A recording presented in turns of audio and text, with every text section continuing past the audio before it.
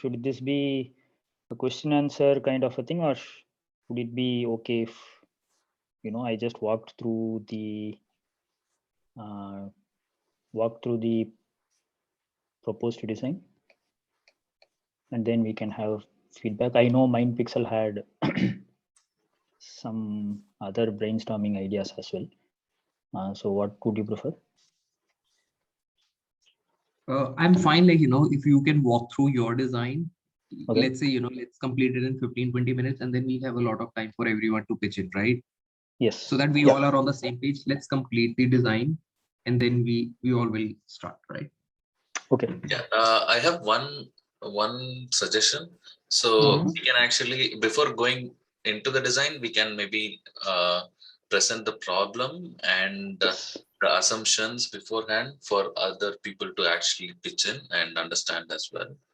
Yes, I will also go through. Yes, yeah, I am also planning to go over that. I will be, just in case it is needed, I have pinged the Excalibur link in case I want to show something or write down the assumptions and stuff.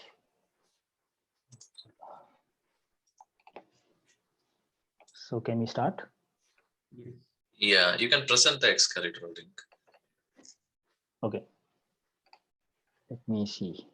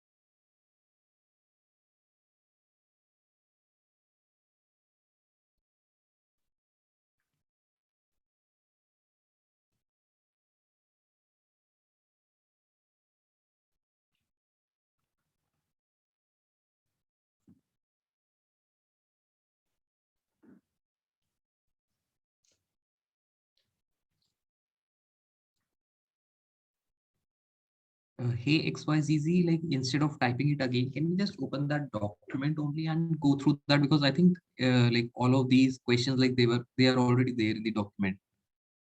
Yeah, I think maybe it can be an interactive Yes. question answer instead of just typing everything down again.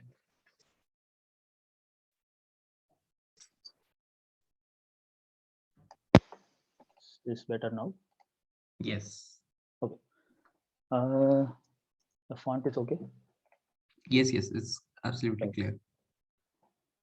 So yeah, so as I was going over in the Excalibur actually, so if anyone wants to, if we decide to switch back to Excalibur, I have also pinged the link. But yeah, so the first clarifying question, at least I would ask, is this like a live streaming kind of website, or is it Expedia like?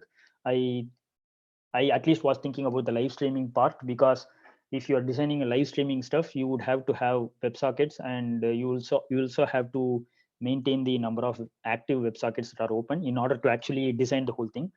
So if someone asks how many people are currently watching, it would just be the count of the number of WebSockets. So that would be the solution I would have personally preferred, going the direction of. But then in this particular thing, of course, we have assumed that this is going to be an Expedia website, and people are looking at hotel pages or I don't know, some other properties, and it shows, okay, this is the number of people currently viewing. But then actually in this particular question, I have assumed that this is only for developers and auditing, and so think monitoring purposes, right? So people who are developing that website, looking at dashboards, trying to see what peak traffic or what traffic patterns look like for different types of web pages, that kind of thing, not particularly user facing. So when we say like, this is for developers and auditing, so in that case, like, correct. is it actually real time or we are considering here a batch system? So this is as real time as possible. So yeah, so Okay. that was one of the next questions. So just to be clear, I wanted to clear up the part about the accuracy here. So when people say auditing, I would probably want to explicitly check with the interviewer saying, okay, who is auditing this stuff? Are we talking about government compliance for data and stuff like that, which is kind of popular nowadays. But at least for this question, it's okay if the numbers are a little off. Even if they are way off, then the real impact would be that developers would be having wrong information, and that can have some negative impact. And coming to the question about the real-time stuff, yes, we would like to be as real-time as possible. Maybe a few 1 or 2 minutes here and there might be okay, but we have to try our best to be as real-time as possible. So that would be the set of questions I would have asked, and these are the suggestions going forward for this particular question. I will maybe pause a little bit here to see if people have other questions for this question, for this particular discussion. I had one doubt. So Yes. how is it different from a streaming application? I mean, in a streaming application, if we do not use a WebSocket, so then these two designs are almost similar, right? Kind of near real-time experience for the user. Yeah. So that was the first question, right? That is why. So if we are asked to design a streaming application, then we would have to maintain WebSockets for sure, right?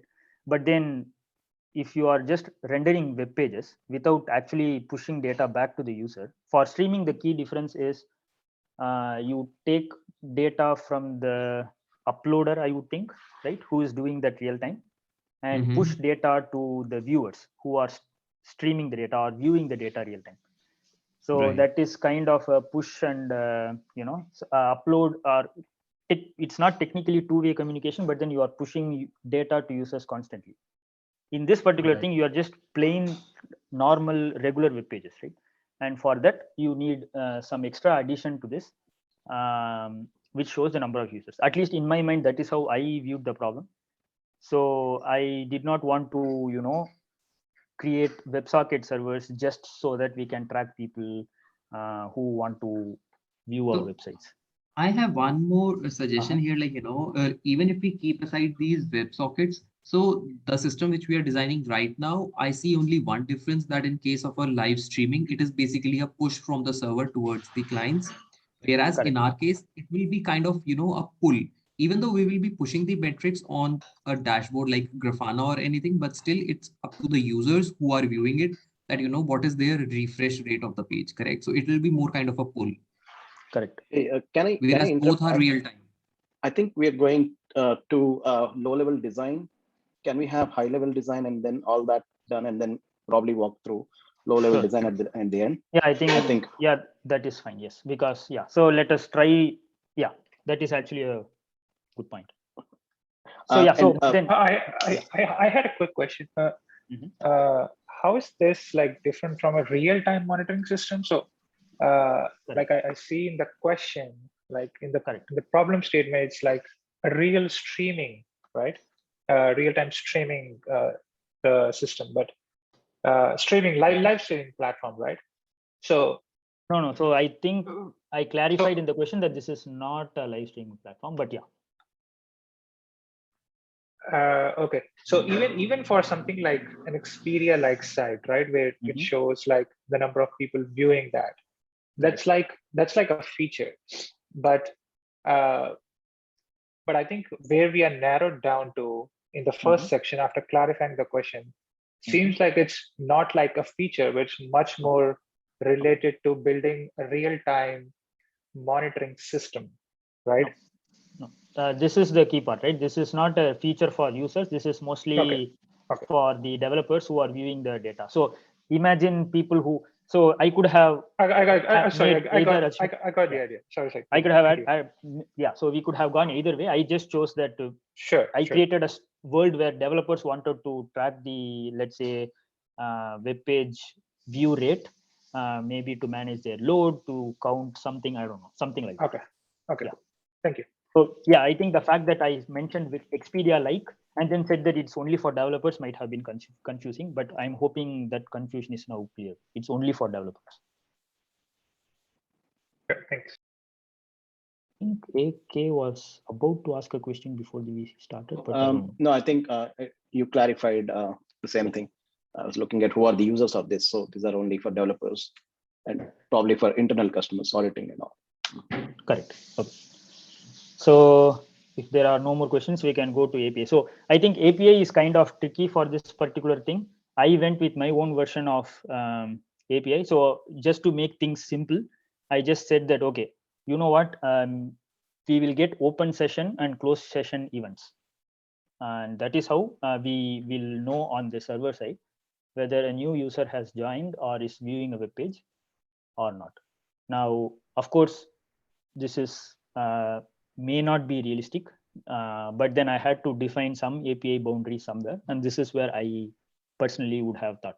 So another way to look at it is probably, I don't know, when someone loads a page, create, I don't know, when someone first logs in, then create a session and then track the session ID or something like that, maybe that would have worked. But just to make sure that we are attacking the core problem, right? Instead of trying to deal with how we define a session and how a session ends and stuff like that, I just wanted to clarify that, okay, what this feature will be about is all about open session and closed sessions. And for this, yeah. Sorry Yeah, to go ahead. interrupt you. Is this at the website level or at different, what do you call, within website, do we need to worry about pages? Like for example, Expedia might have hotel booking, might have airline booking and all that. So is that at that level or just at, kind of a whole website level? Yeah, actually, that is a good question. If we keep going, you will notice that it is going to be website level. So Okay.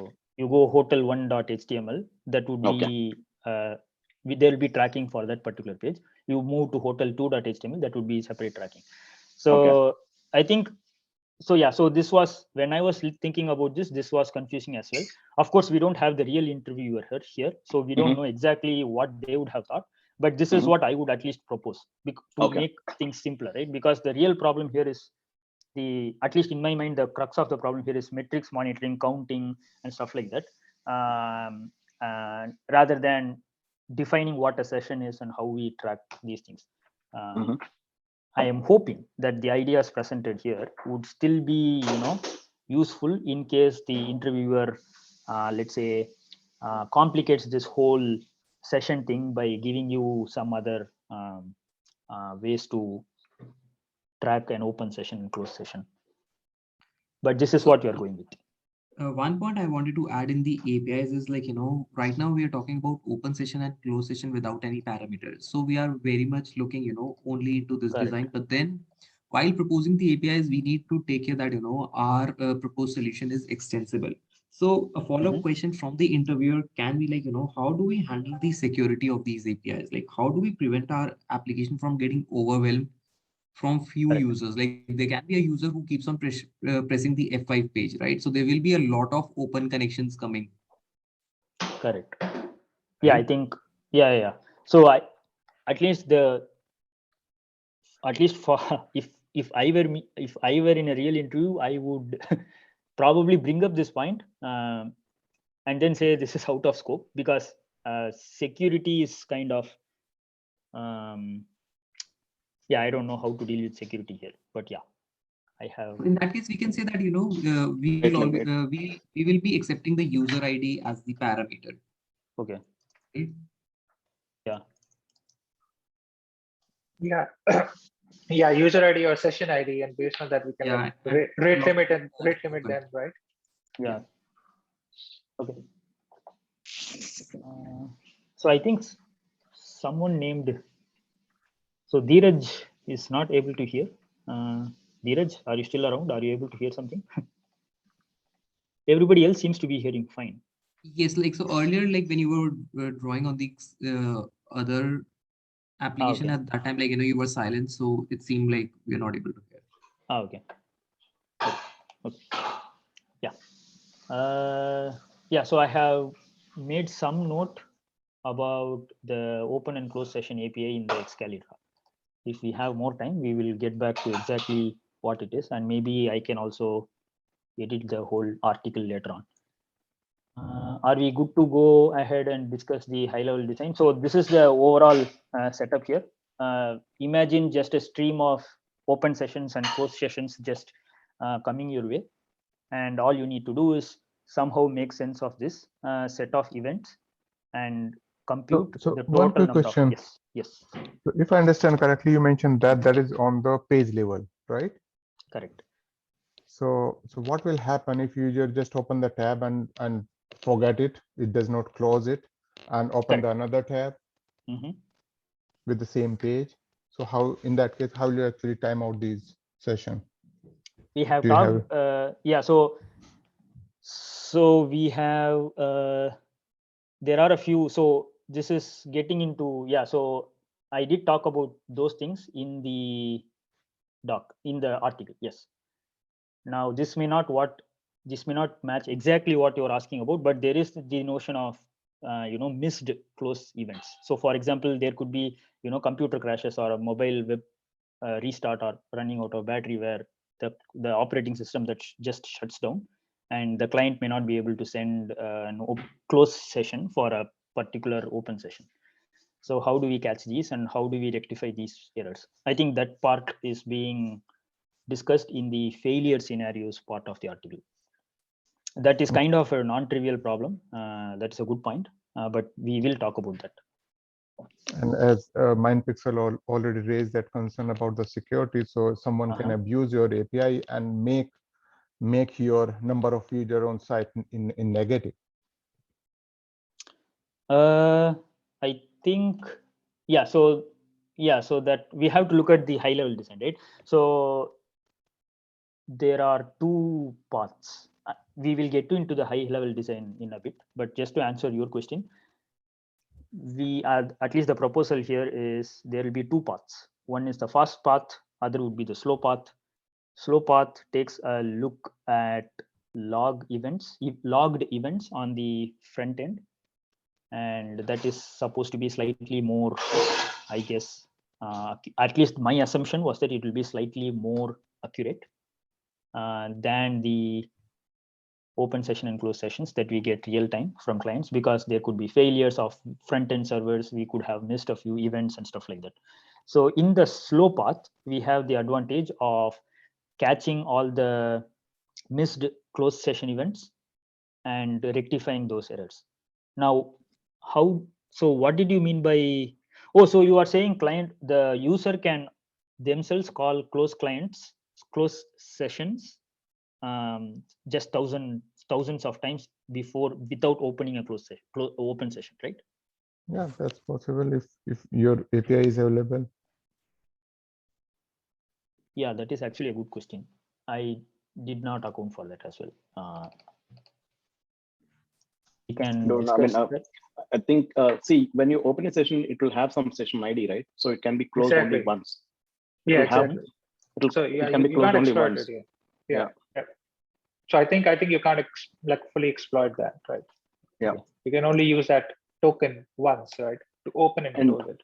And no matter how many times you open tab on the browser, I think we also have ways to control that the same session ID can be used for all of the tabs.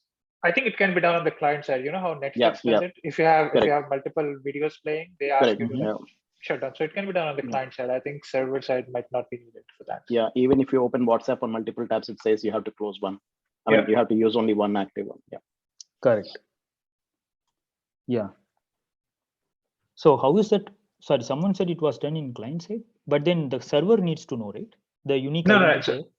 No, I think when if you're in the same browser, right, and then correct, you're on the same domain, right, then you have access to the same cookies and tokens, right? Oh, so when you try to access it, it already knows that it's already open, right? So you can access the same local storage and cache and other things. So okay, yeah.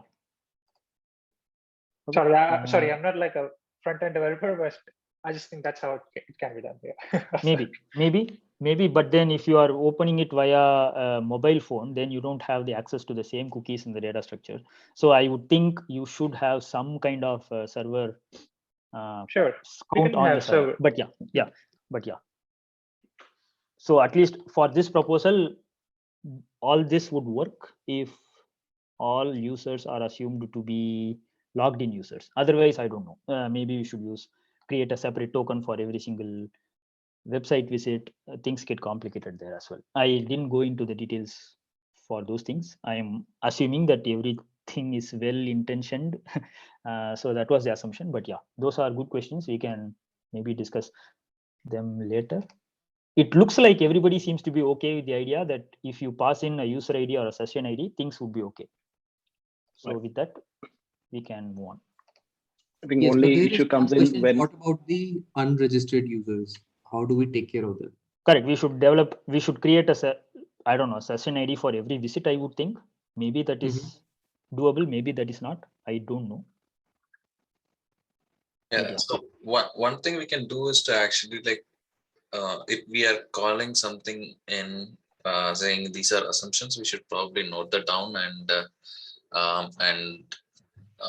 maybe write it down. So we can say this is the scope of the design instead of actually like throwing out all the questions, saying like, hey, we'll not take care of that. Correct. Yeah. Okay. So we can move on to the high level design. So I think as I have written over here, so I at least view this problem as just a stream of +1s and -1 coming. That was one of the motivations of fixing the APIs to be just simple open sessions and closed sessions. So the good thing about that is then you just have streams of +1s and -1s coming in. And at any given point in time, if you just sum up all the stream of +1s and -1s, the number that you have got left would be the total number of concurrent visitors on your website. That is the key idea. Now, yeah. So now the rest of the doc talks about what are the advantages of what are the advantages of these assumptions, and how can we actually make sure that this is actually possible, right? For high scalable, high QPS environment. Is everybody okay with the assumption? If not, let me know. Okay. I guess there could be some problems, right? For example, now that someone raised the question about whether this thing is for a website or for the web page, this creates a problem. So if a user navigates from his hotel1.com to a hotel2.com, hotel1.html to hotel2.html within Expedia site, what do we do? That is an interesting thing. But anyway, let's go over the existing one and then think about edge cases later. So if everybody is happy with that idea of streaming +1s and -1s, summing them up, then we have a very nice layout where all you just have front end or app servers which are taking in the requests, and all they do is when they get the open session, they just do a counter increment, and when they get closed session, they just do a counter decrement. Now the good thing about this is it doesn't matter which app server receives these events, because all of them are just blindly counting up or incrementing and decrementing as the requests come by. This makes it stateless. So at least from the counts perspective, this is just stateless. All they have to do is receive these events and update the increment, update the internal data structure. So the internal data structure section is going to be very simple, where we just have I don't know, an integer or something, and then we just count it up or down. The next part. Yes. Where are we maintaining these counts on each web server? Correct. Each website. Okay. Correct. Maybe it might be maybe I should have put the image before this explanation, but then yeah, so imagine these are the users, they are hitting some load balancer, and then there are a bunch of web servers. All of these are stateless with respect to the counts being maintained for the open session and closed session events. So all they will do is, okay, this is the session, this is the event I'm getting, and if it is an open session, I do an increment on my counter. If it's a closed session, I just do an decrement on the counter, and that's it, right? Now that is the very, very high level idea. And the next part of the design is to make sure that all these counts are being aggregated properly and counted for properly and displayed properly, right? So for that, we have two paths, the fast path and the slow path. Let's see. So when So, when yes. so you're keeping the counter in memory on each web server, correct? We are also keeping that in memory, but yeah, so the next section happens to be the persistent store section, where we will just flush these counts to time series database. So if you remember, the key use case here is that we will surface these numbers for developers to see the trends. So that is the motivation behind having Open TSDB or InfluxDB or any typical time series database for storing these data. So imagine web servers, incrementing, decrementing, doing this stuff every time an event comes in, and every few seconds it will just flush these counts out into a time series database. So that we have to tune properly to not overwhelm the persistent store, but they are typically built to support a very high QPS for writes. So at least I am arguing in this article that this should be okay. So you mentioned that you are maintaining the counter on the web server, right? Correct. So that counter is global to that server, or you are maintaining per thread? It could be possible that the same server, a single server, may have serving multiple Yes. requests. Yes.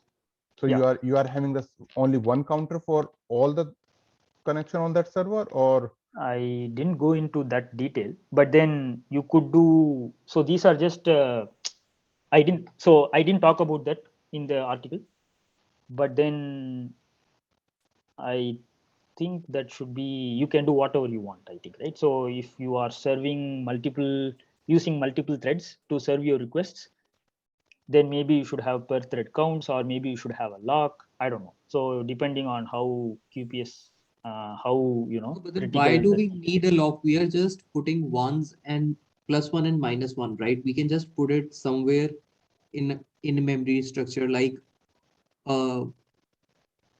so you definitely need an atomic counter. For concurrency, definitely you need to protect that. But why atomic counter? I mean, we are not updating anything. We are just inserting +1s and -1s. No, you are incrementing, right? You are incrementing the count. That's what the proposal is.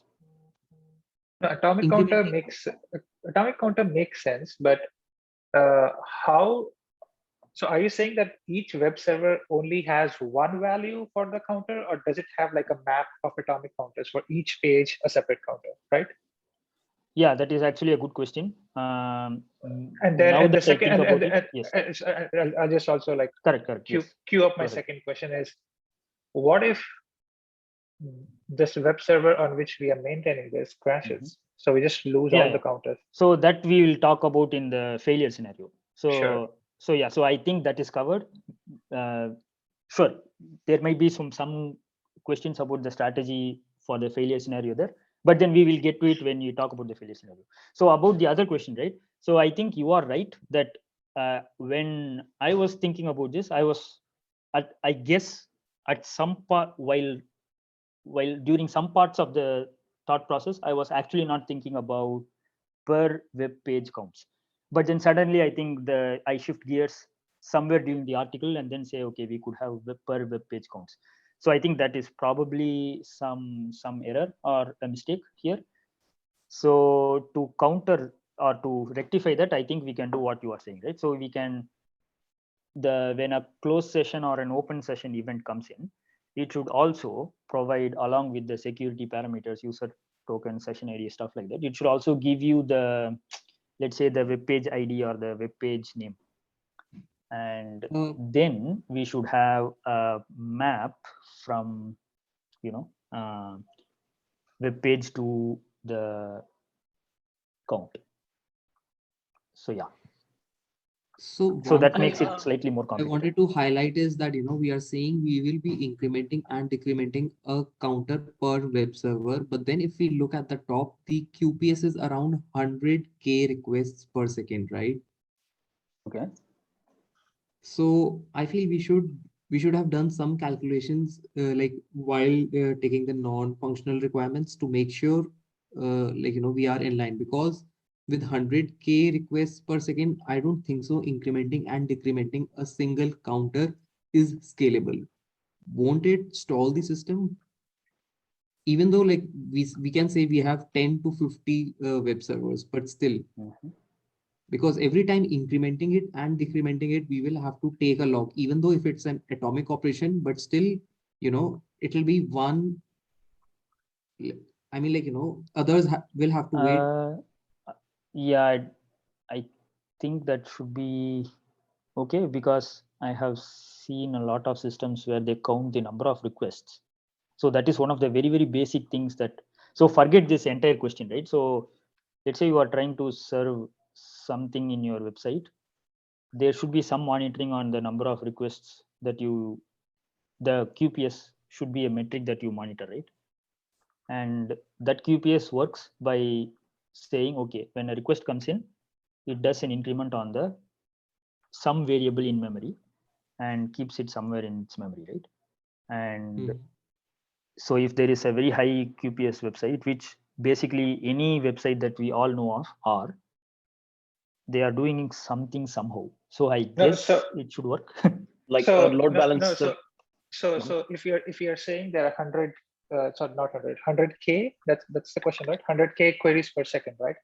So if yes. if there are 100K requests, trying to update the counter each second, and that's a consistent like atomic counter, I think there's a definite scope of bottleneck there, because but then not 100K of them are hitting the same web server, right? No, also it is global. No, they're not hitting the same web server. Correct. But even with the amount of scaling that we have, right, the first thing is, how do we aggregate them? I know they can be done on like TSTD side where they can have different time series, but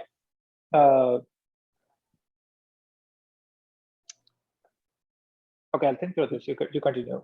I'll think through my question a little bit more, and then you continue, Zizi guys. So yeah, I think yeah, I did not, of course, think about that. I'm a bit confused here. That I mean, sometimes we are saying that we are designing this counter per page on the though it's on the same domain, and sometimes we are talking it's per domain only. Correct. Yeah, I think I mentioned that as well. I think that is a mistake here in the document, that is not consistent across. So a simple solution there, as I think it was C or AK, I don't know who mentioned this, but we should have a map. Instead of just having a single integer, we should have a map of integers in memory, where the key for the map would be the web page name, and the count would be the sum of counts for that event. Does that make sense now? Yeah, it makes sense. Yeah. So it's clear that I mean we all are on the same page, that we are designing per page. Correct. Okay. Yeah. So can you explain the reason of using time series database? You mentioned that it will serve the 100K QPS, but is there any other reason of doing this? So at least in my mind, there are two reasons, right? One is the actual use case. If you go back to the clarifying questions, the real use case here is that we should be catering for the needs of the developers and maybe some other business intelligence folks who are interested in tracking the number of concurrent users to their website, or in this case, each web page over a period of time. So this obviously, at least in my mind, rings a bell, because when someone says, okay, tracking something over a period of time, it has to almost definitely be a time series database, because you need to store the timestamp and the value for the number of concurrent users per timestamp. So that is number one. Right? And the second point is that, as you might have noticed, right, we need almost near real-time data about the number of concurrent users that are visiting your websites. That is only possible if you keep on computing the in-memory data, and at the same time keep on flushing the in-memory data to some persistent store, so that someone can, view the data real time or almost real time. That means with, maybe hundreds of web servers running and hundreds of thousands of queries per second hitting your servers, there's going to be a lot of writes.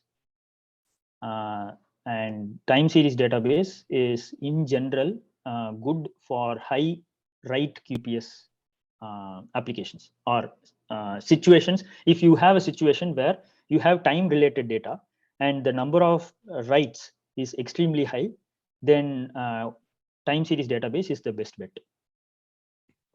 So one thing I wanted to add here is you are maintaining a global counter per web server and then pushing that data into a time series database. Instead of this counter, what if we directly pump all of this data into the time series database and then query as per our needs? Suppose you want to find out the number of concurrent users every 500 milliseconds.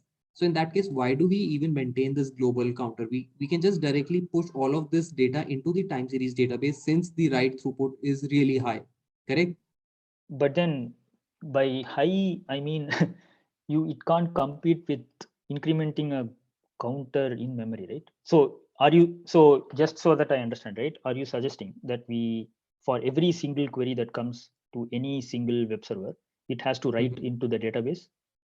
Not it has to write into the database. There is, like in your design also, you have introduced a queue before the persistence layer, right? Yeah. So we push everything into the queue, and from the queue, we insert it into the database, because even right now, I see, even though you are incrementing and decrementing the global counter, but that is not used anywhere, right? That is the one that is being flushed though, right? Right, that is being flushed to the database. Correct.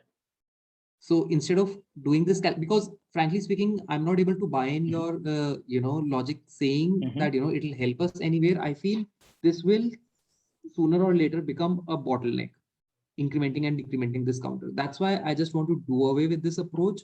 And why not just push everything into the queue, and from there, like, it'll go into the time series database, and then we can query. Correct. But, yeah, go ahead. But does queue have like that much of a throughput? Don't you think that streaming thing, something like AWS Kinesis will be better than using a queue? So I don't know about the technologies here, but then at least based on what MindPixel was saying, right? So you are saying that incrementing, decrementing a global counter is a bottleneck. But then at the same time, you are also saying that instead of incrementing, you will do a push operation inside a queue. So that would become then the bottleneck, right? So are you saying that in-memory increment is more costly than pushing inside a queue for the same number of operations? That does not. So I agree that this can be a bottleneck if you want to increment a single counter multiple times. But then what I cannot buy is that pushing that or moving that problem from in-memory increments. So there's a difference, right? When you're so there are two things. The first thing is, when you're incrementing the counter in memory, although it's in memory, you're acquiring a lock, and that's a synchronous operation.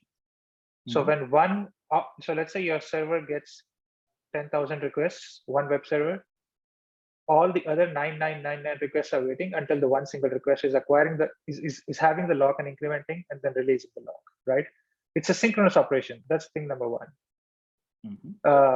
When you're pushing to the queue, it's an async operation. You can have, for instance, you're using Go or something, right? Or even Java, right? You can have multiple threads. As soon as you get a request, you can have multiple threads, 50 or 100 threads, asynchronously push that request ID and whatever information comes from the client into the queue. It's not a synchronous operation. So no request is facing the latency or getting withheld because of any other request. That's one. So that's the second thing. The third thing is, when we are incrementing the counter in memory, we are losing a lot of information here, because if it's a synchronous map or it's a map with just counter, we don't have any other information, right? We only have the page and the counter. Now, when we increment the counter for one single page, we lose the timing information.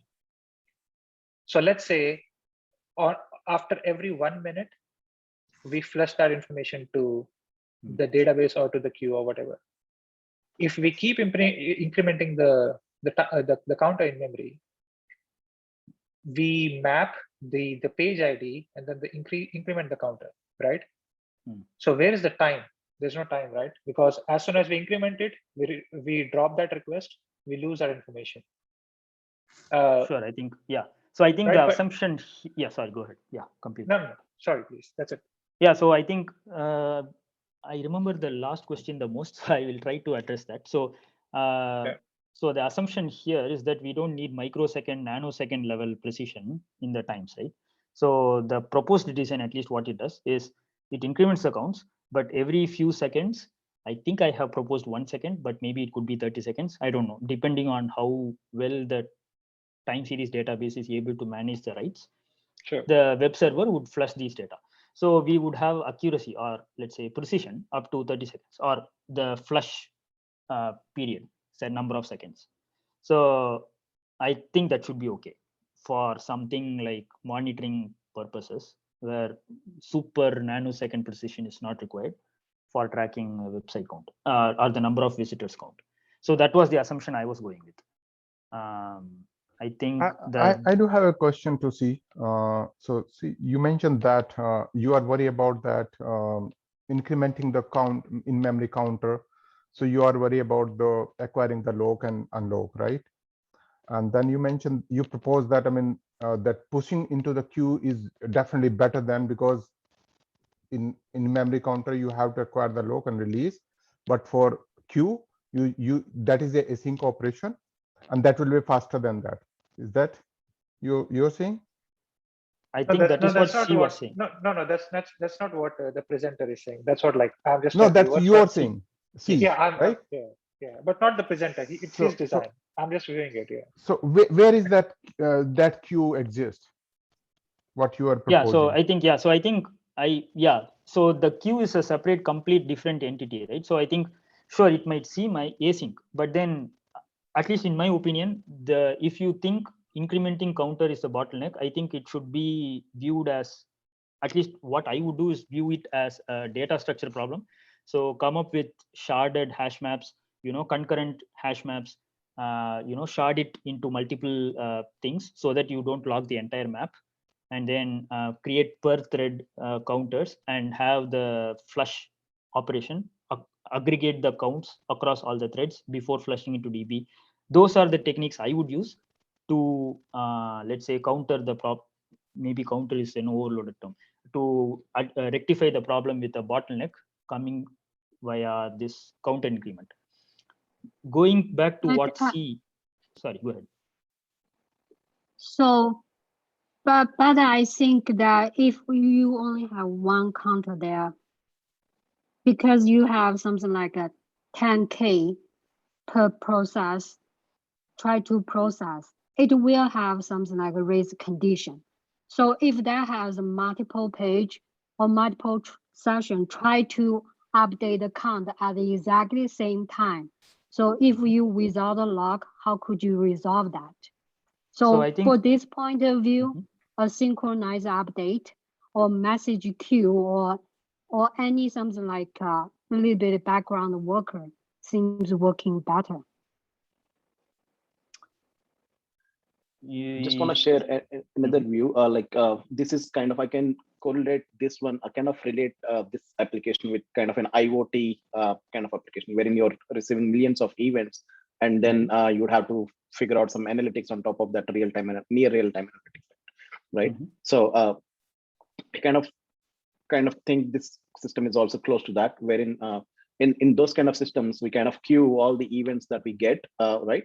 And then in asynchronous fashion, and you can also have the sharding and all done on the Kafka or whatever topics that you have. like for these websites would go into this Kafka topic and all that, right? And you have your API servers serving those particular, I mean, they would have certain consumer groups only looking at one type of websites or whatever sharded method that we have used. It would only look at those and then process them using any of the streaming applications, right? Like Spark, Apache Spark and all. I was thinking even that could be one of the possible approach. Correct. I think, yeah. So so at least in my mind, right? So even for the IoT use case that you mentioned, I don't know exactly what is actually being done in industry, but then if my understanding is correct, there is some kind of batching going on, right? So for example, if there is a device measuring certain parameters at certain periods of time, it is not like it is hitting a queue or calling an RPC across the wire for every single measurement, right? It's probably doing something, writing it to disk, and then batch uploading the data out into the queue, which is then processing the data downstream. So taking the same analogy over here, at least the way I map it inside my mind, we should not, I think, hit the database or the queue for literally every single request. Oh yeah, I mean, yeah, you can aggregate like every 10 seconds or something. So that is the proposal here. That is the proposal actually. But then having that async processing would help, wherein like some of, I think C mentioned, wherein say, for example, it could be used for multiple purposes, right? The Kafka, whatever asynchronous topic that you would set up, it would, like you said, I think like fast path and slow path. So even the slow path can read all that for like batch processing or something, and the real time can be read by the fast path, like streaming applications, and help you compute whatever metrics you would want. Here it is concurrent users, probably something else, like what are the top websites that are being, top portals that are being looked at this particular second. If you would want to scale this application to other metrics at the, later, I think that could be possible approach. I mean, just my 2 cents. So yeah, that part I agree. I think what I'm still having trouble getting my mind around is maybe we have spent too much time, but what I have trouble understanding is that if we are saying that, so in-memory updates, sure, we are taking logs, sure, that is fine, but in-memory updates are supposed to be, in my opinion, the cheapest operation that you can do on a computer, right?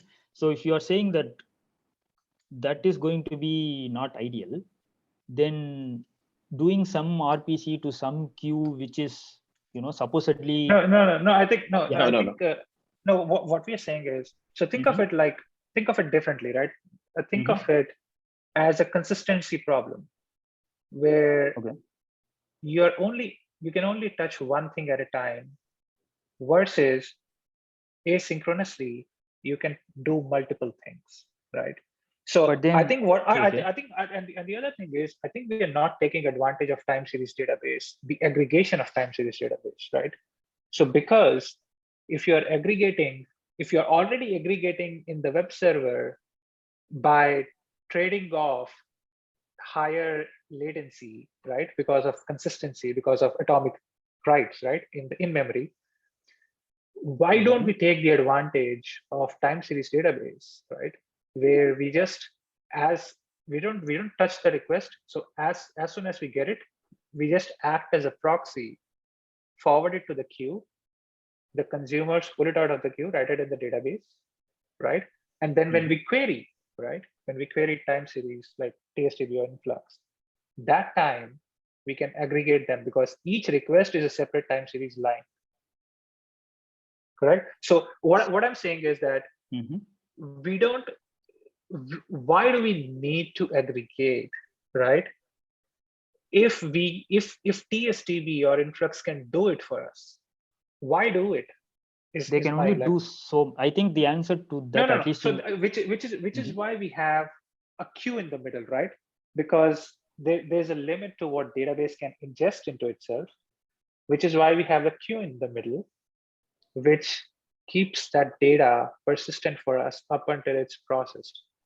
And then the consumers slowly pull that out whenever they are available, right? So and then they write to the DB. So the queue is not solving the data ingestion speed problem, right?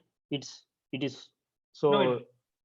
So you can, so yeah, so no matter what queue you have, whatever mechanism you have, the database, the TSDB is only going to be accepting certain QPS after which it will do.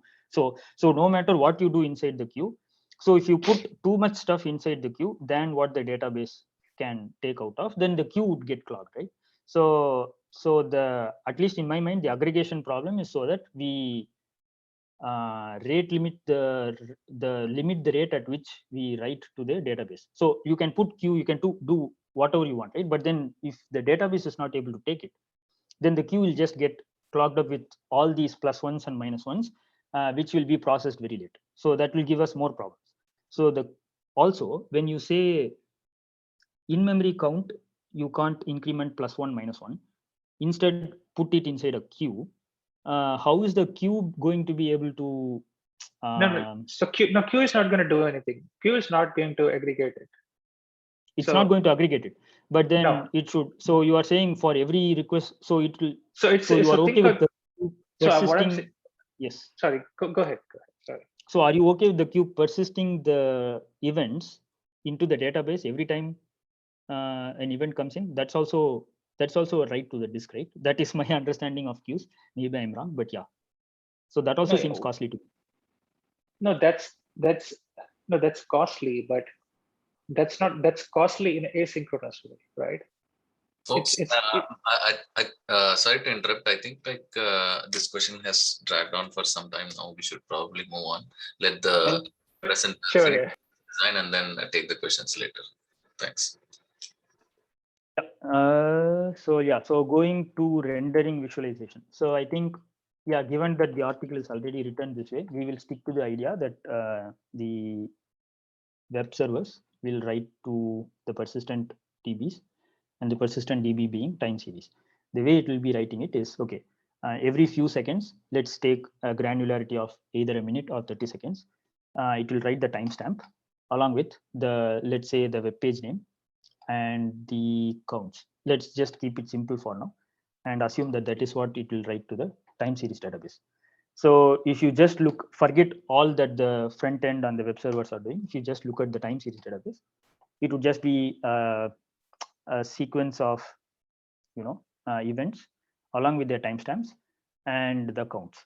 So that is how it's going to look like. So now that you have something like that, it's going to be very, very easy to just query what you want. Query could be, okay, give me the number of concurrent visitors for web page 1.html over the last, let's say, 1 day.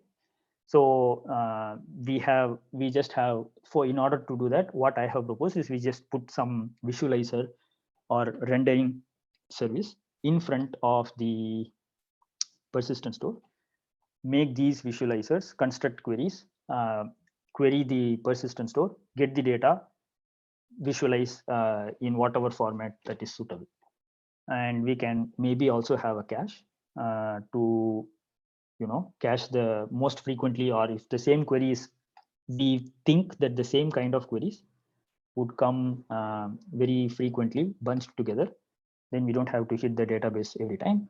We can use the cache and then query. So that is, I have kept the visualization part quite simple because that's just going to be reading data from the database, then showing something based on what it read.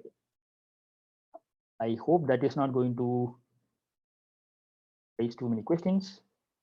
If not, we can go to the slow path. Yeah. Okay. So I think, yeah, I think another thing was so I think what I did not mention was this, what we have been discussing until now was the fast path. So you hit the web server does something with the count and periodically flushes to the time series database. Now, the reason why we need a slow path is because we may, let's see. Okay, I did not mention these here, but then we may need slightly more accurate counts based on logs that we have written out by the front-end servers.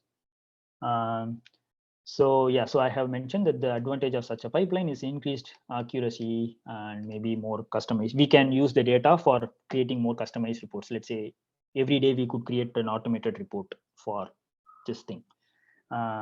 So the proposal here is that web server writes out events into some kind of log queue, and these log queues are then processed and aggregated probably in batches, and then written out as files. And we can imagine having a nightly job that just picks up new files and then runs a MapReduce over them and produces a report.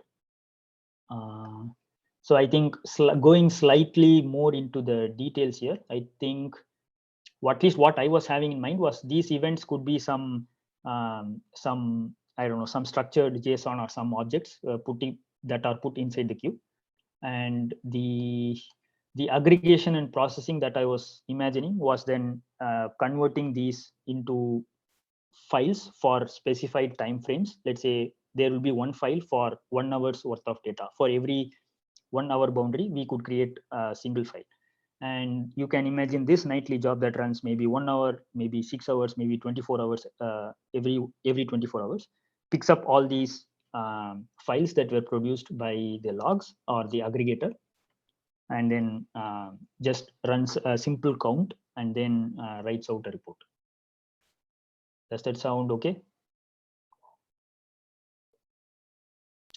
Okay. ZZ, why any reason why we are not pulling data out of time series database directly for aggregation and stuff instead of using a separate queue for that? Yeah, I did think about it. I wanted to, because time series databases do support like inbuilt aggregation and other things, right? So yeah, just curious for that. So I think, let's see, I think I thought about that, but then I think the first thing is that my assumption going in was that the events queue, the log events, are going to be slightly richer than the flush that is happening inside the time series database. So right off the bat, you get more data over here. And since you are going for accuracy, I think it might be a good idea to read the logs. I think that was the reasoning. And I wanted to just use time series database only for monitoring purposes, just so that we don't put too much pressure on it, because you're already doing lots of stuff by writing too much data to it. But yeah, so those were the only things I could think of. But I think if you need more accurate data, I think you might want to look at the logs directly. Okay. So if that seems okay, so I think at a very high level, this is quite simple. Something keeping a count, and then flushing to database, and also flushing to logs. And we use the time series database for fast path, logs, and MapReduce for slow path. I think that's as simple as that. So I think someone asked about so you are maintaining counts in memory. What happens if a web server crashes? I have a couple of. So yeah, so the proposal here is quite simple. So we write to disk. So we periodically write the counts to disk, and also write some checkpoints.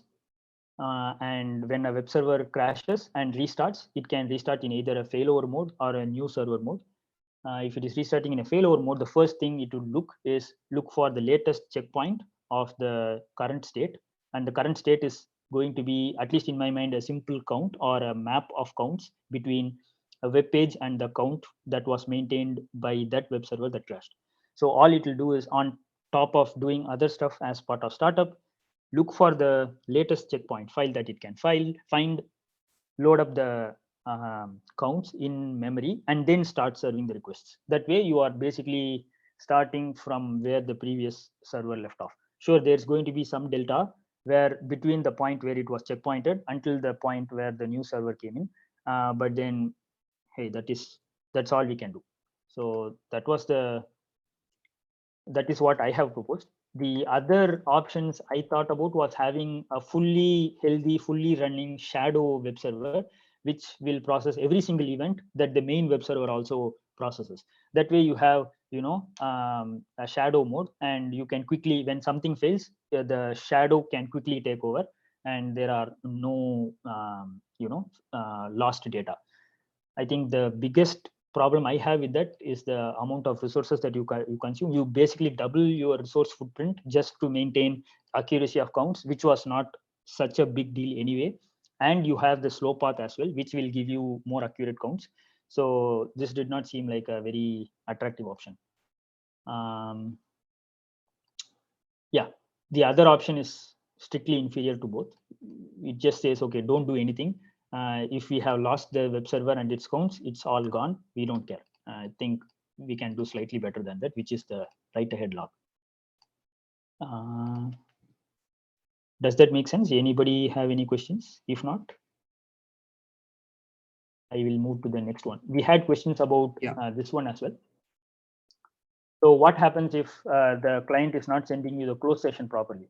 And I think someone asked about session timeouts as well. I think it was Praveen. I think the proposal that I have here is a very simple one. Just do extrapolation. And this would happen primarily in the slow path. So what I meant by that was, if you are owning this website, you probably have a decent idea about the typical session length for your website. For example, you can assume that, okay,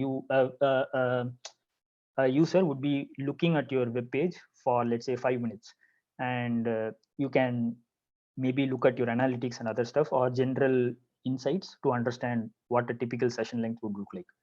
So using that, I am saying, at least in the slow path, if you remember, you will have log events that say that the client session was opened. So what you would be missing then is if the client crashed, or for whatever network or any other failure reason, the client was not able to send over the close session call, then that would be missed, and it would almost seem like that user never logged out of your website. So for that, what I have suggested is, okay, so you have the power of MapReduce or batch processing. You can actually look at literally every single open and every single close event, right? And for any open event, if there is no corresponding close session at all, right, for more than, let's say, 1 hour, or I don't know, 20 minutes or something, then artificially inject a close session in your logic while running your batch job, which is, let's say, typical 5 minutes later than the open session. So then you are artificially injecting those things just to make sure that the overall percentile counts are not way off, and you are having a reasonable, I think that is a reasonable assumption. For the fast path, what I have suggested is that if you maybe do some data collection or have some insights and say, okay, so if there are 1,000 people who are opening our website, typically, let's say 10 people never send, or 1% of users are almost always fail to send a closed session. So just have that, extrapolation, or just have that approximation in mind and update your counts accordingly. So those are the only two things I could think of, at least for the extrapolation part. And those are very cheap and easy to implement, and they might make sense if the number of users are very high, because overall, if for large numbers, things generally tend to converge towards some number. Did you also think of timeouts or no activity and then firing close sessions from the website? Oh yeah, sorry. Yeah, so I think that was suggested by Green Goblin as well. Yes, I thought about it. I don't know if I actually added it. Yeah, that would also likely events 5 minutes. Yes, yeah, I think that would also be fine. But then I think when compared,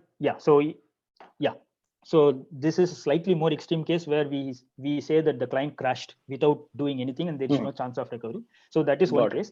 And slightly medium case is a client becoming lazy, or sorry, idle, and that we can have heartbeats like Green Goblin mentioned. I think I did not cover that in my article, but yeah, that is a good suggestion. Yes. Okay, sure.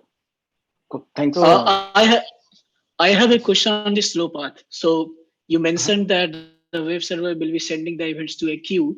So do you know, like, if queue has a limit or threshold on the throughput, like, will it be able to like handle 100K requests per second? So these are logs, right? So these are just logs. So usually my understanding of how logging works is that we don't ping the queue every single time any event comes. Usually what happens is the web server has does an append of the event on disk. And once the disk size reaches a certain limit, maybe in the order of MBs, I don't know exactly what the limit would be. Only then that is being shipped off into the queue, and that is being propagated to the final aggregation phase. So because you are batching, that should not be. So you should. I'm not saying batching will solve the problem. I'm just saying that you should batch in such a way that queue does not get overwhelmed. Got it. I was also thinking of something like AWS CloudWatch. So web server can directly push the logs to AWS CloudWatch, and then it can aggregate it like by per hour or per day, and then we can run some kind of log insights on the top of that to create a report. Exactly. Yeah. That is more or less what I was thinking as well. Just that I was not keen on mentioning the, let's say, the technology's name, but yeah, that is exactly what I was also having in mind. Yes.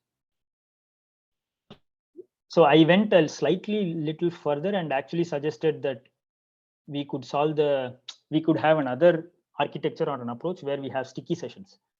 In this particular idea, the idea here is that each web server stores the list of session IDs of all the users that are connected to it. Imagine just maintaining a giant list in each web server.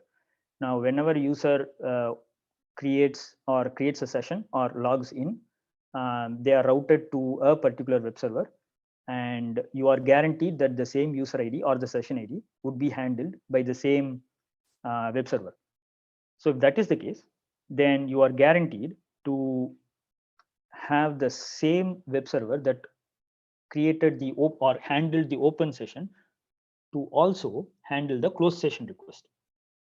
What that means is that you can manipulate your internal data structures, which is at this point going to be a simple list or a set of session IDs, to delete the session ID when a user sends a closed session and append a session ID when a new user comes in.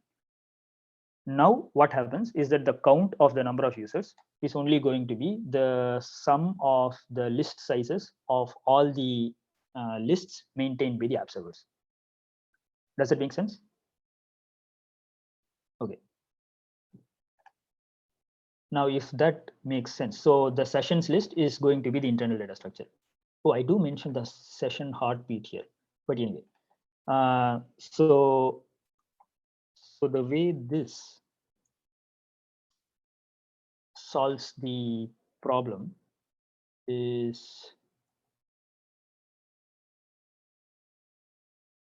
so the way this solves the problem is by having the session heartbeat. So let's say someone opened a session, web server 1 handled that request and appended that into its list or a map or a set, whatever. So it has a session ID for that user. Now, what it can do is it can attach a TTL to this particular item, if that is even possible, and wait for the session to keep on sending heartbeats and keep on extending the TTL every time the user actually has some activity on the website. Now, let's say for whatever reason, the user crashes or the user does not have any activity for, let's say, more than 10 minutes. This web server would actually know, because this is kind of owning that session ID. So then we are at slightly better, well-equipped to handle cases where a session is idle or a client has crashed, because there's some kind of an ownership for a session ID which is owned by a particular web app server.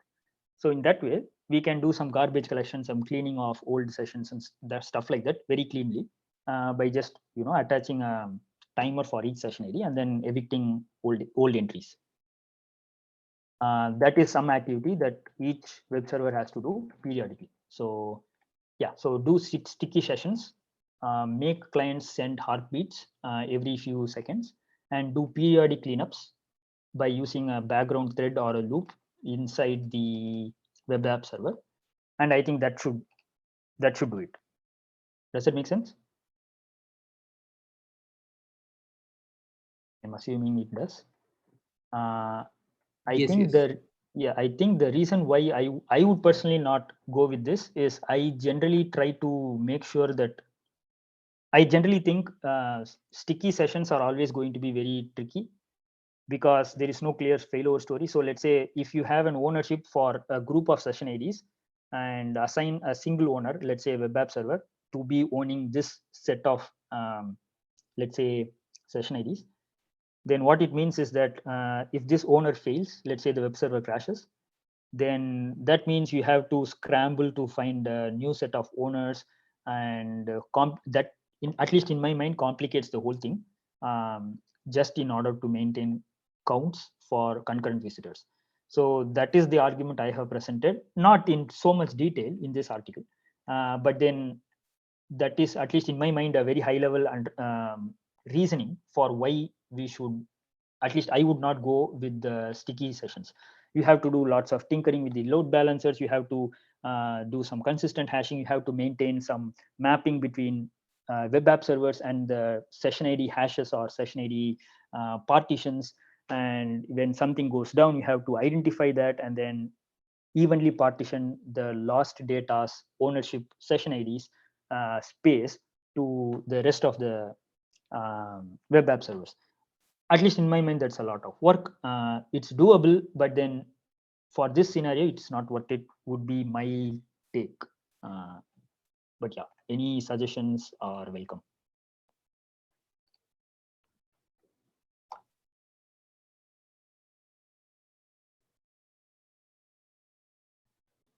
Yeah, fair enough. So Okay. I have a few more doubts. Like one is, since if we take like, a high level view of the system, it is basically kind of a distributed counting system, correct? Correct. So how do we take care of the clock skews? Because if you look at it, the fast path is fine because all of the times are getting inserted into a time series database. So the persister present inside the time series database, basically that takes care of the time. But then inside my slow path, I am getting the logs from different web servers, right? Correct. And there might be clock skews in the web servers, and we are saying that the slow path is much, it is much more consistent compared to the fast path, but then the slow path might get affected by the clock skews. So how do we handle that? So by clock skew, how? So I don't know how much of I'll give you an example. skew. Suppose you have only 2 web servers in your application. Correct. And in one of the web servers, the current time is say 2 p.m. whereas in the other web server, it is 1:30 p.m. Correct? Okay. Even though the clock skew will not be like, this much, but still like, just to take an example to make it clear. So now when you do the aggregates, ideally, suppose the time is 2 p.m. So these counts should have come into the bucket of 2 p.m., right? Correct. But then we can have closed session come first before the open session if they were handled by 2 different web servers. Is that right? That is a case. Another case is our load gets distributed evenly. So 50% of the requests goes to the web server 1 where the time is 2 p.m. and 50% of the requests go to another web server where the time is 1:30 p.m. Correct?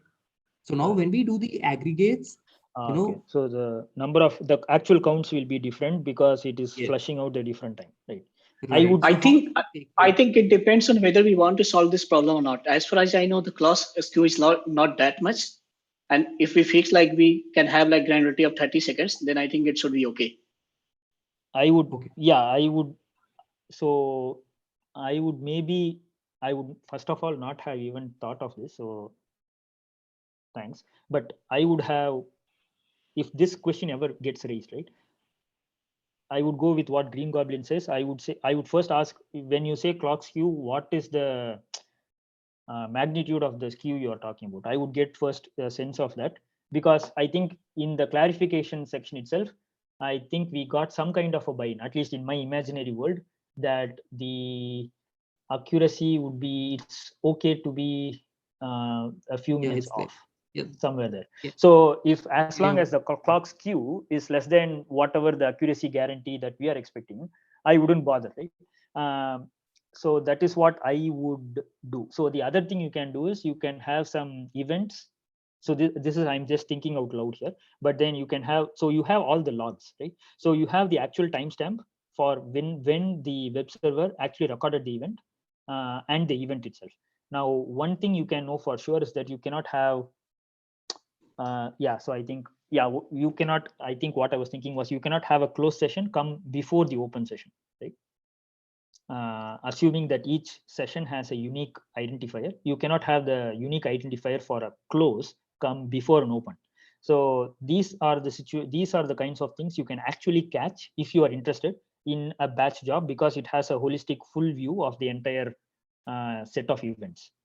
So then we can have some monitoring setup by the nightly jobs.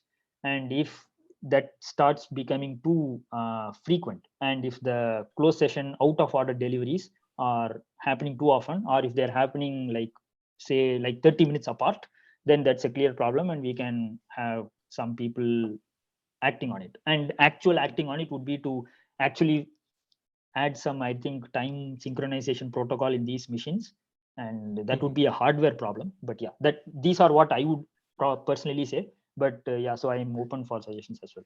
Yeah, I think there is something called as network time protocol, NTP, that is used to solve the problem clock skews, but I don't have like deep knowledge about it. Yeah, me too. No, I mean, like, NTP is not used to solve clock skews. NTP is used to synchronize clocks across a set of machines. So NTP is actually what causes clock skews, because that's the only way we can synchronize clocks, and NTP has that time delay. But then as long as if you keep, so as long as whatever protocol you use assures that the machines will be synchronized within a certain magnitude of time, I think we should be okay. Sure. But we can just say, hey, the precision would be NTPs like delta, and that's the network latency basically. Yeah. So one last suggestion I have in this one is, we are talking about global presence. So it will be an add-on that, we do some calculations upfront saying that, a round trip around the globe that takes around 300 milliseconds, right?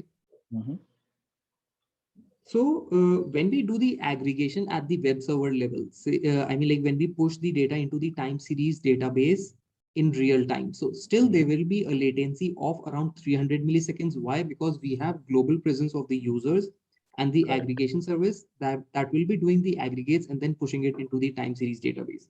So, mentioning this SLO of speed, say 90 or 95, I mean, that will be an add-on. That would be what? That will be an add-on. I mean, like, that will, I feel, that will make it more realistic. So you are saying clarify in the. Not clarify, but then mention it yourself. Okay. Yeah. So another thing I would like to mention, right? I think so I always get caught. So I think I always get kind of confused when someone says globally. At least in my mind, if you want to process 100K and you have users all over the globe, you should probably having multiple data centers, right?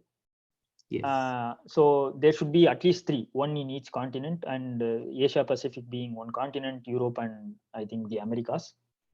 So then that opens a whole new set of problems, right? Because then now, do we have a single instance of time series database, or do you have multiple instances? If you have multiple instances, are these like leader follower kind of a model, or do you do asynchronous? Sorry, not asynchronous. Do you have multi-master and 2 conflict resolutions? Things like that. So if you want low latency, I think the best is to just have copies of the same deployment that is mentioned in this. So just copy this entire thing and paste it in, let's say, 5 continents, and you will have no cross-continent round trip time delays and stuff like that. The problem then becomes if you want to get global counts, it will be slow because you have to read multiple time series database, or you have to write that out somewhere and resolve conflicts. The same goes with the other approach as well. So yeah, I don't know. What do you think? So in order to fix the 300 millisecond problem, right?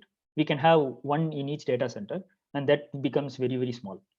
But then I would personally prefer not going there. I would probably just say, okay, global round trip time will be some few hundreds of milliseconds, and that is what I would set for my SLO for my 95%, as you said.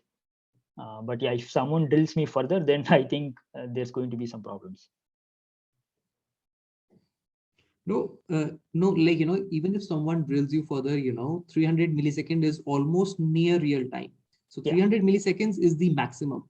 So even with this 300 milliseconds, even if you have a single instance of time series database, suppose that is present in US, right? And a request originating from Australia, even that is under 300 milliseconds, even that gets routed to the time series database, right? Yeah. Yeah.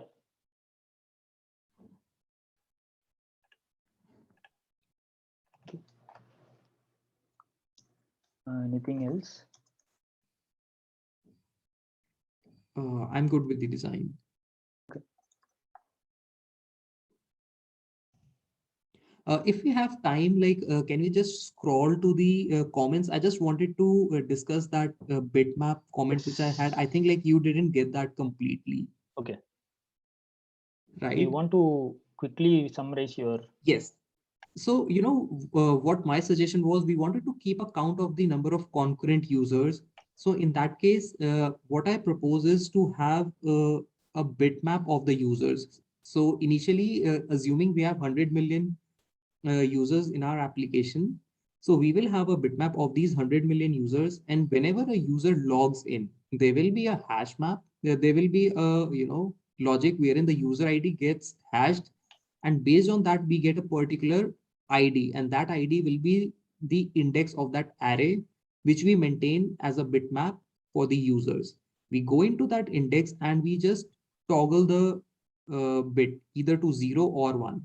If it is 1, it means that the user is logged in, and if it is 0, it means he's logged out, right? So even this can be used to find the number of concurrent users. Like it is very memory efficient. That was the only proposal.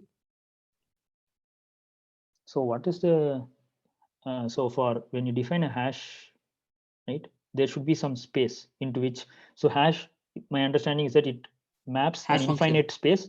Yeah, it maps an infinite space to a finite space, right? So in your proposal, what would be the finite space? So you would make some assumptions about the number of users then? Is that right? So we have the registered users, right? Okay. 100 million. And as that keeps on increasing, like it doesn't hurt my this hash function, isn't it? But I think you have a good point, MindPixel. I'm just thinking, would we need to have these bitmaps for each page? Because if we are tracking at a Yes, page I mean, level, like we need to have it based on the requirement. If it is per page or for the whole website. If it is per page, then yes, each bitmap for per page. Yeah, that is a good point actually. But still, if you look at the calculation at the bottom of the comment, so for 100 million users, the space comes out to be only 10 megabytes. So it occupies very, very less memory. So the proposal here is have.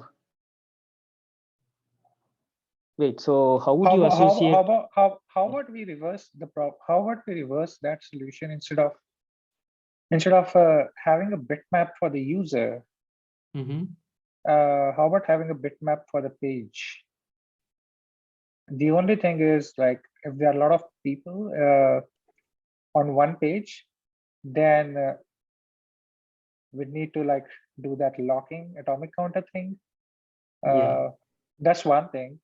The second thing is we only do append only thing, right? We just perform append only kind of operation? Because in the bitmap, like, even if we are taking a lock, that lock is based on that particular index, right? Or Per user, we are of that taking a page, right? No, if we keep aside this page thing, if we only talk about the bitmap for a particular, we are taking the bitmap for the number of User. users we have in Sure, our sure, application, right? So sure. when we update we toggle the bits, at that time also we are taking the lock only at that particular index, and that index is basically representing a user. So we take a lock Sure. per user, and Per no user, matter how sure. many threads we have, this can be, it can scale for the concurrent use cases. So sorry, MindPixel. I think how do you? Sorry, I still fully did not understand. So you need to allocate exactly 1 bit for every single user, right? So let's say only registered users are allowed in our website, right? So just to simplify things, yeah. How would you deterministically map a user to a particular slot? So remember, like I said, that we will be having a hash function. We pass on the user ID into that hash function, and that generates a unique index. So you are making an assumption that there will not be any collision. Collisions, yes. Yeah. Okay. And another thing which I'm not able to understand here, that what problem, I mean, using this bitmap, what problem we are trying to solve just for the concurrent user? I think that's over engineering, because for concurrent user, we don't need that which user is online right now. But if we need that information, yes, we need to keep track something like this. But the problem of what XYZ explained, that just for the concurrent user, why do we need the hash map or this bitmap? I only want to prevent that, locking mechanism. And okay, and the second question was around that. I'm not able to understand that you mentioned that, okay, locking around only that index. That I did not follow you. So that how is that?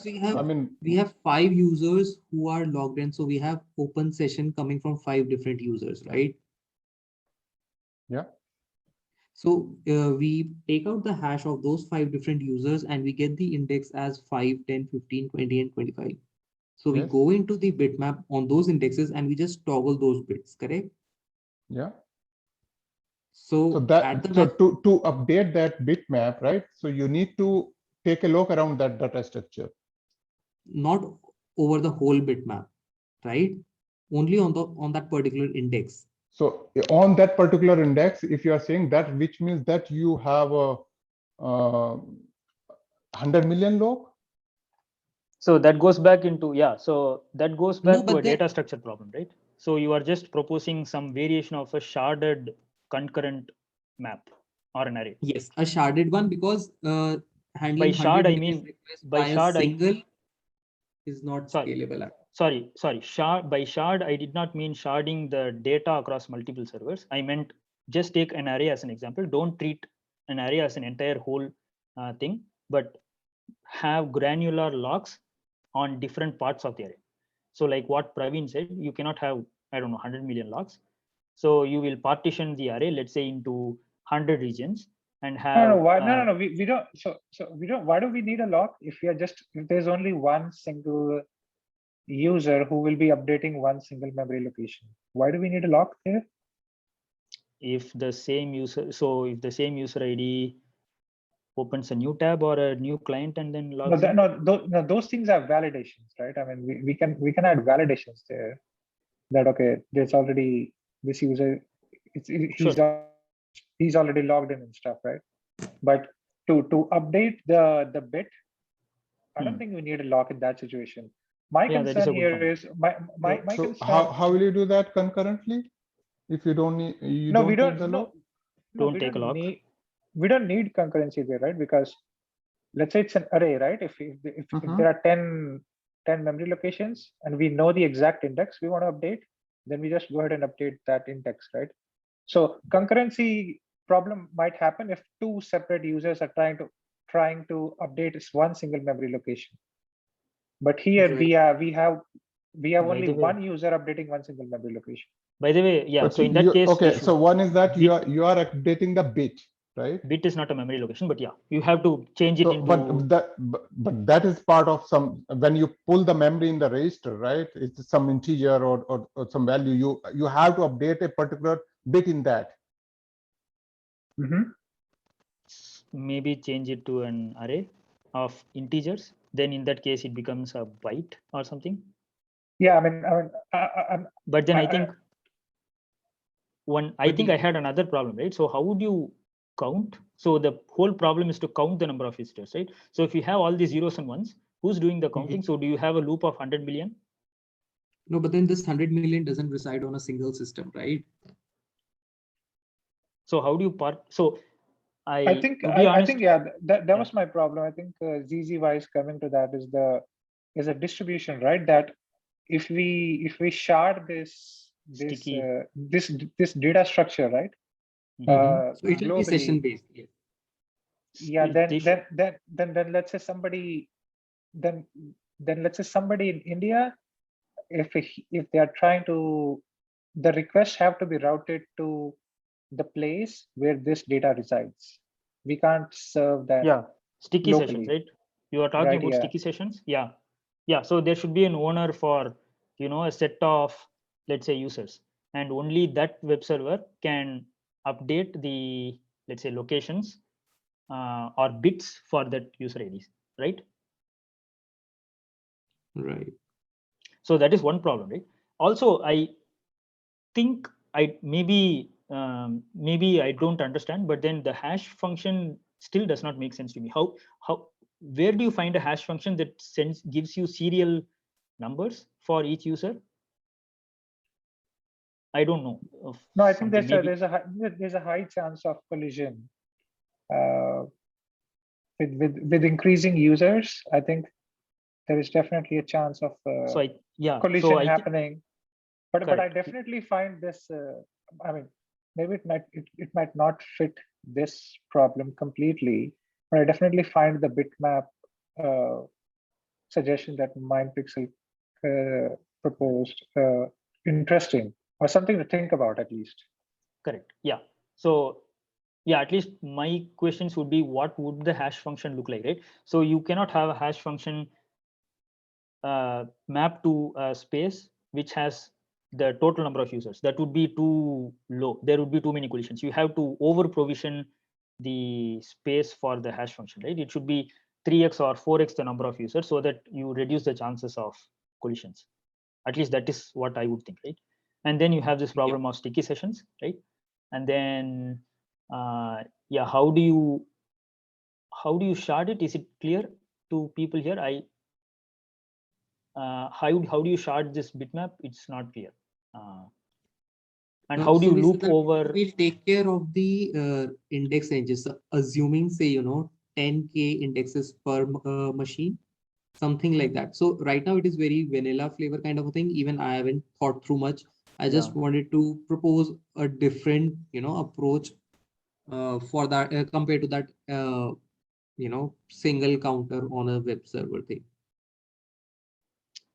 Yeah, at least at a very extremely if I extremely simplify your approach, right? You are spreading out that single int that I had in my proposal into a set of bits, and you are also incorporating the sticky session idea and shifting or distributing the bit array across multiple machines.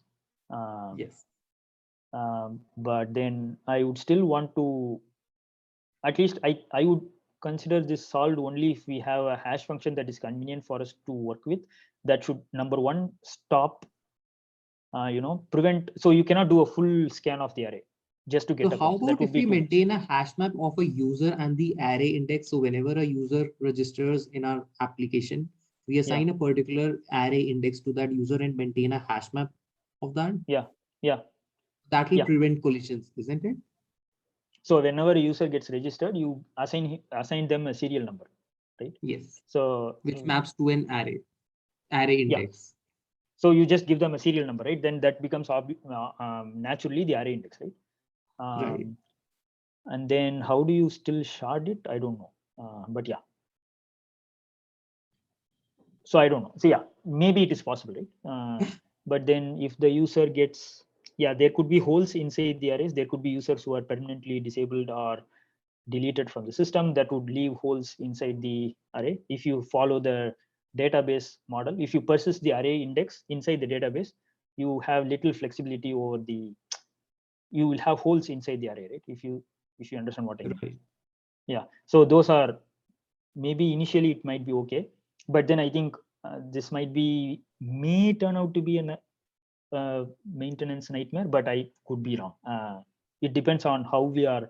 I think the real crux of the solution would be to see how this bitmap is managed. I think that is what, at least for me, is missing. How it is stored, how it is distributed across multiple machines, and how we extract counts out of these. But yeah.